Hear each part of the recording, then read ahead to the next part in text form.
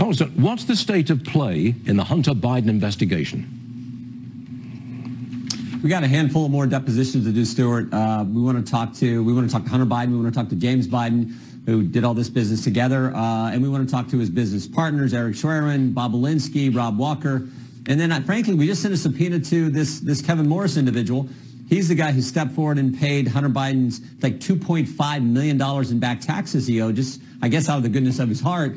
So we want to talk to him as well. But the plan is to do those final depositions and then make a decision on, we're in the impeachment inquiry, do we move forward with actual articles of impeachment?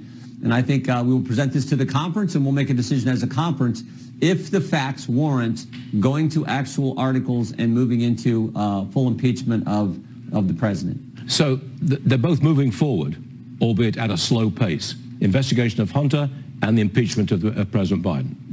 It's going forward, but it's slow. Yeah. Well, the idea is to finish up all the depositions and the documents that we got three committees working on. You got the Ways and Means Committee, where the whistleblowers came forward and told us about how bad the investigation was run, how unusual, how it was slow walked, the investigation into Hunter Biden. Then you have Chairman Comer's committee, who are looking at the suspicious activity reports, the bank records. They've subpoenaed those. They're compiling that information. That's where we learned about the $200,000 check, the $40,000 check that initially came from China. They're working on that. And then our committee is actually digging. We've now deposed 7 different people who were a part of the Hunter Biden investigation. I think the overall picture, Stuart, is pretty basic. This is a story as old as the hills. You got a politician who takes certain action that benefits his family financially, and then there's an effort to sweep it under the rug to conceal it.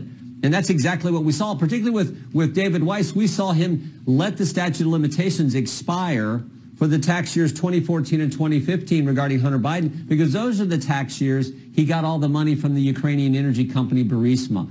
And that, if he digs into that, that takes him right to the White House, right to Joe Biden and his involvement in Burisma back when he was Vice President of the United States. Congressman, do voters care? Because this has been going on for some time, and there's a degree of impeachment fatigue, investigation fatigue.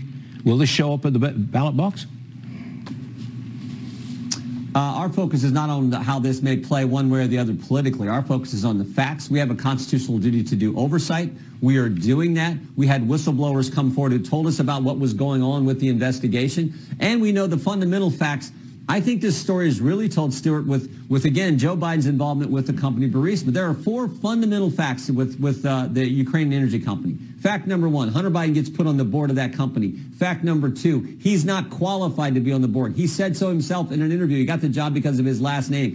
Fact number 3, the Burisma executives asked Hunter Biden to help them with the pressure they are under from the prosecutor in Ukraine. Fact number 4, Hunter Biden calls his dad. His dad goes to Ukraine and gets that prosecutor fired. And more importantly, he says, if you don't fire the prosecutor, he was not going to release the money that had already been approved by the President of the State Department, the loan money going to Ukraine. So he leveraged our tax money to get an outcome that benefited his family. That is, and that all squares, by the way, with what the confidential human source told the FBI that was recorded in this now somewhat famous 1023 form, where they lay out that fact pattern. So I think that's central to the case. There's things that's being added to it that Mr. Comer and the Oversight Committee have put together.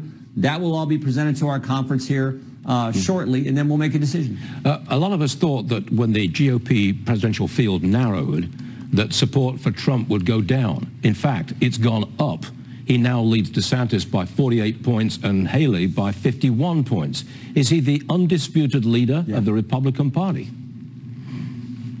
Heck yes. And the polls that I think mattered even maybe more than that are the polls that show him beating Joe Biden. And the reason that's going on is because Americans are smart. They remember how good things were a few years ago, and they know what's happened now. I mean, I always say, we literally went from a secure border to no border. We went from safe streets to record crime. We went from $2 gas to $3, $4, $5 gas. And we went from stable prices to record inflation. And then, of course, not to mention, we projected strength from the White House under President Trump. And, of course, today we have Joe Biden. And then finally, maybe the thing that scares me the most, and we've spent so much time on, is how these federal agencies have been turned on we the people, whether it's censorship, whether it's the FBI going after pro-life Catholics, whether it's the DOJ looking into moms and dads who are showing up at school board meetings.